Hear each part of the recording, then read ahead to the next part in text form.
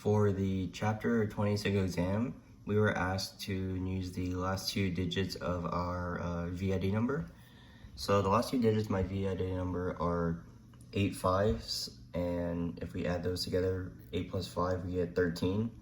And since the problems only go in the homework to number 10, we have to add the two numbers together again. So 1 plus 3 equals 4. So the problem I will be doing today is number 4 in the homework, which is a simulation problem. So I have the lab opened up on the left side of my screen. So today, the learning goal is to understand the relationship between the voltage distribution and the current distribution in a variety of direct current circuits containing resistors in series and in parallel. For this tutorial, use the PhET Simulation Circuit Construction Kit, DC only. This simulation allows you to build circuits using wire, resistors, batteries, and other circuit components. The voltage across any two locations on the circuit can be measured using a voltmeter, and the current can be measured using an ammeter. In this tutorial, only direct current DC circuits are considered. Start the simulation with this link here, which I have open. When you click the simulation link, a new window will load. Click on Intro to get started. You should see a variety of circuit components named and pictured near the left edge of the blue panel. You can click and drag any of these components into the blue panel and construct a circuit. The components can be connected to each other by overlapping the red circles. The junction becomes a black circle. Each component can be rotated by dragging it by the red circle. And the wire can also be lengthened or shortened this way. To disconnect two components, click on the black line of the junction and select the scissors icon that appears. Change the resistance of the resistor or the EMF of the battery. Click component and use the arrows or slide bar that appear at the bottom of the panel to make the adjustment. If you wish to remove any component, simply click it and select the trash can icon that appears at the bottom. The two tools you will use in this tutorial are the voltmeter and the non-contact ammeter. The voltmeter gives you the voltage potential difference between the two locations of the probes. Simply drag the red and black probes and place the tips at any two locations on the circuit. The output of the voltmeter is the potential of the red probe minus the potential of the black probe. The non-contact ammeter allows you to measure the current simply by dragging the transparent circle with crosshairs over the wire.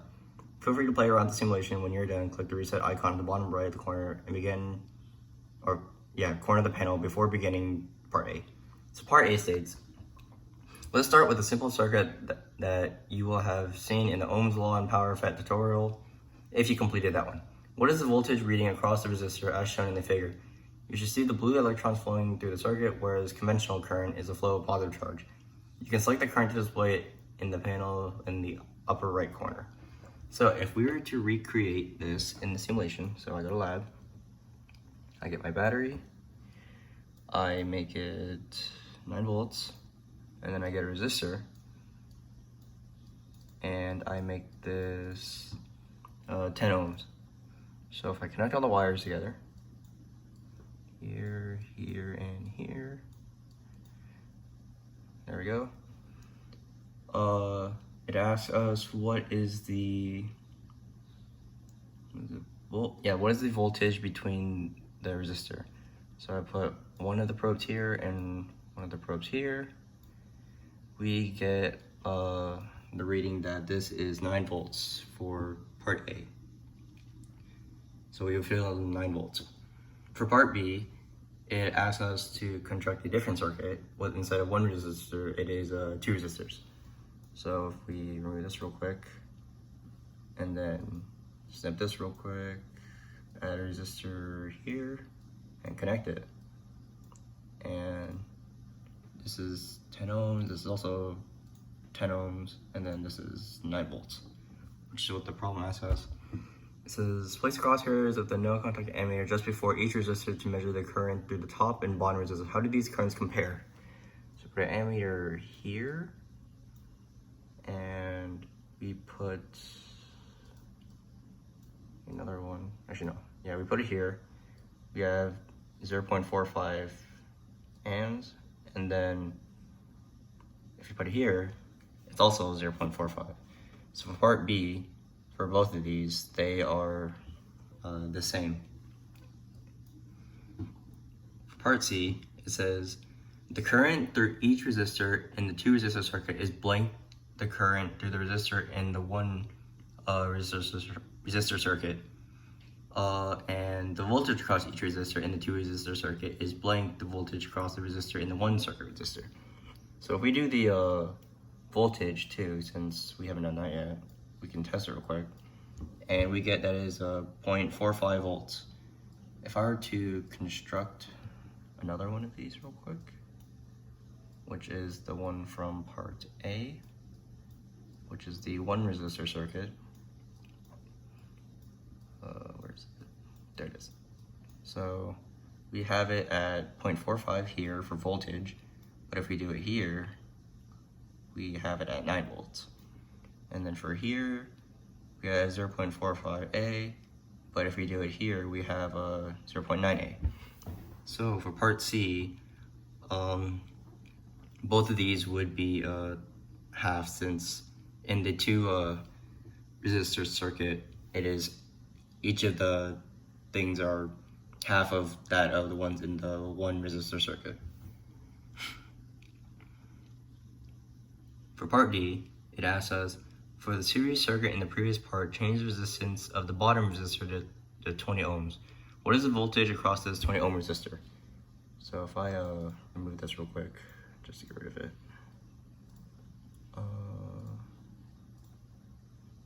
Where's the...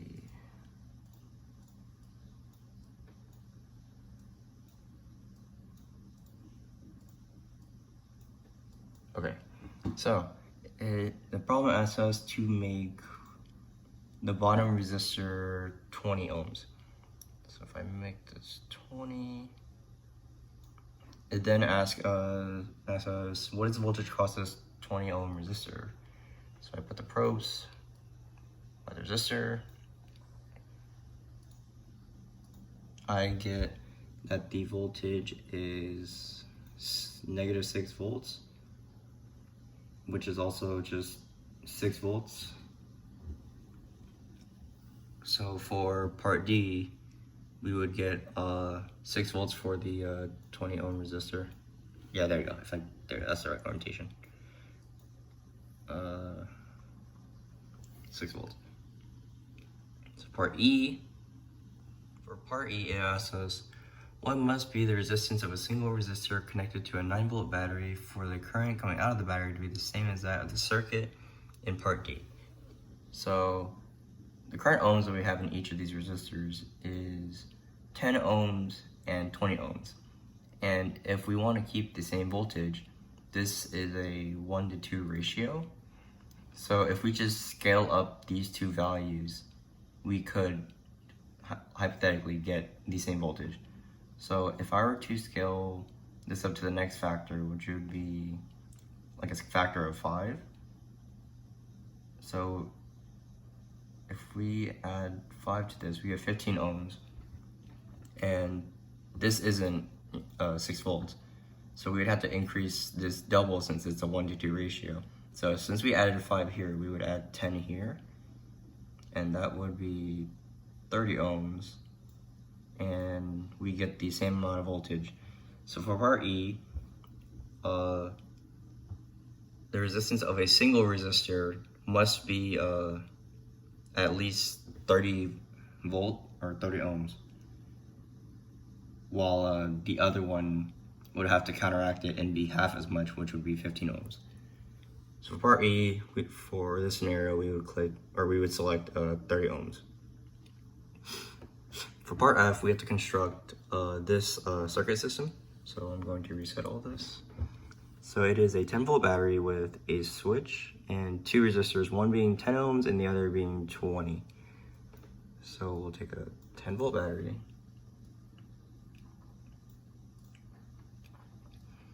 Wire here, wire here, and then we are going to add a switch here, wire here, the 10 ohm resistor will be here, and then the 20 ohm resistor will be here.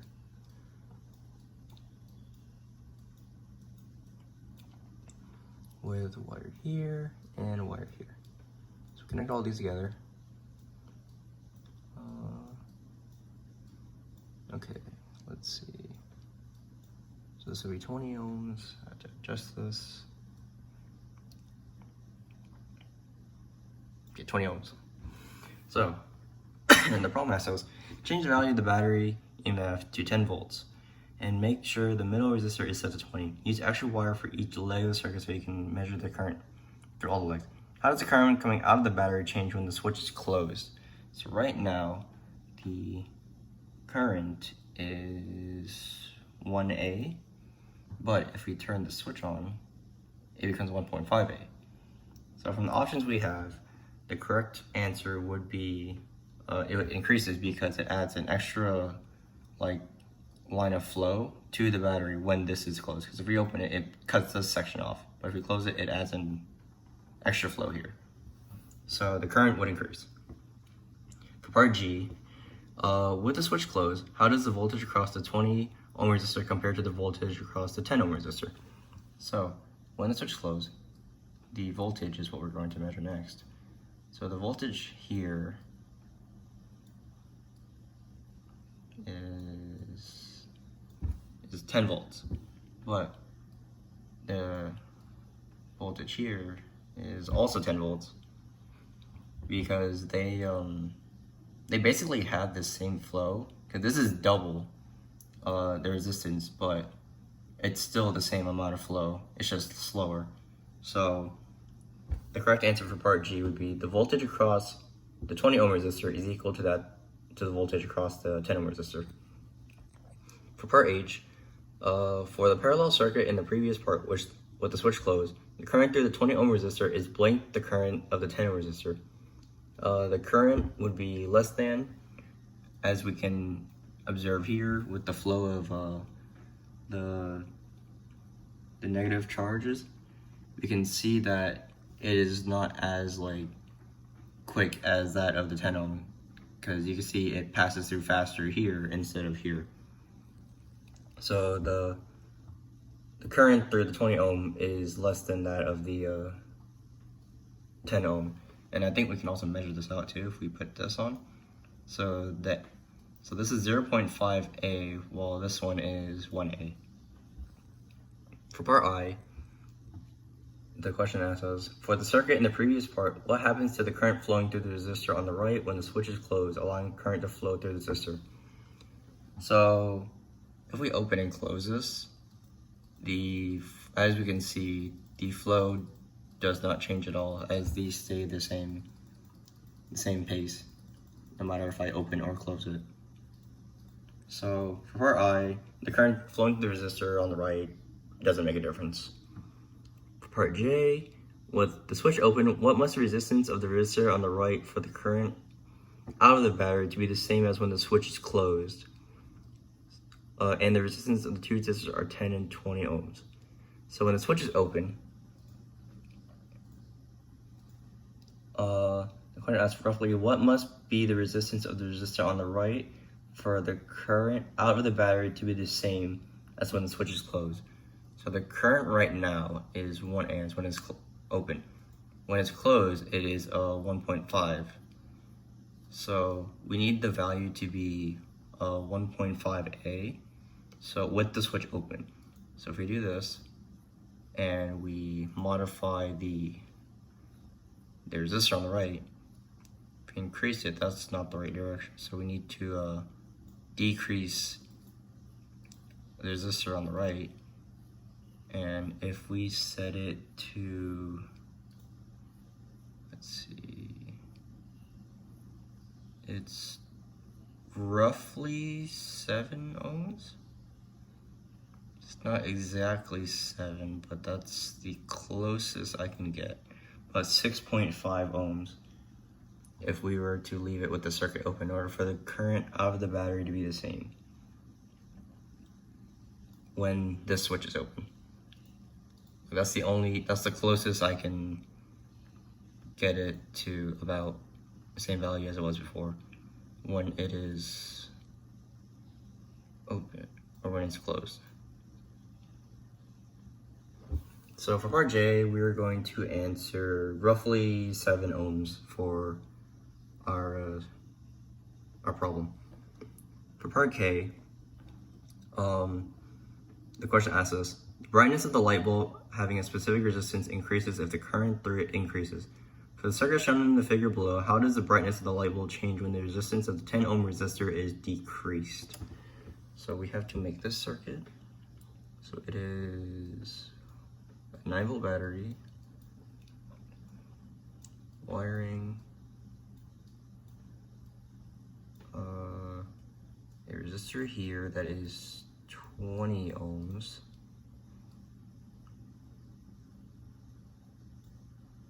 That's 20.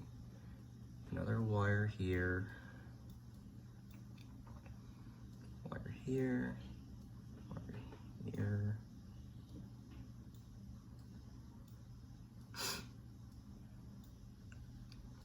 Another resistor that is 10 ohms. This goes here. A wire, another wire. And then we have to add a light bulb and a wire. So this goes here and this goes here. Okay, so the brightness of the light bulb having specific resistance increases if the current through it increases. For the circuit shown below, how does the brightness of the light bulb change when the resistance of the 10 ohm resistor is decreased? So if we were to decrease this resistor, as you can see, the brightness of the light bulb, if that's too much, but the brightness of the light bulb does not change. As you can see, the flow between the light bulb is constant due to the amount of energy mainly going through here and not as much of it flowing through here as most of it is going through the light bulb. So for part K, we would answer that the brightness does not change. For part L, the question asks us, the figure below shows 4 circuits with the resistance of the resistors given. In all cases, the EMF of the battery is 10 volts. Rank the circuits in order of descending total current coming out of the battery. So we have to basically rate them from highest to lowest. Yes, highest to lowest. So if we were to make each of these, so let me remove this light bulb real quick and add a resistor here. So delete this. Okay. So with this one, if we check voltage of battery is 10 volts. If we check current coming out of the battery. So the current for this one is 2.5 amps. I will make the other circuits too. So the next one is a 2 resistor circuit, which looks like this, with the resistor being 10 ohms. Connect it here, another wire, another resistor,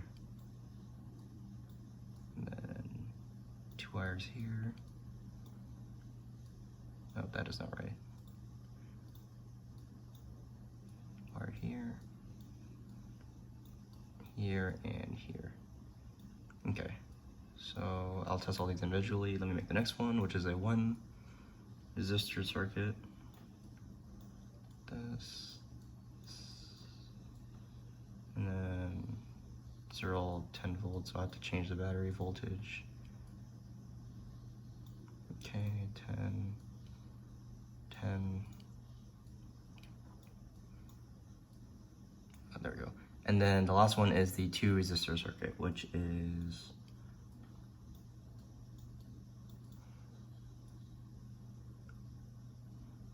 where the resistors are,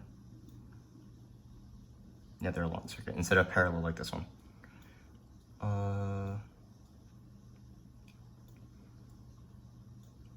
without, yeah, because these are parallel and the other ones are, what's it called,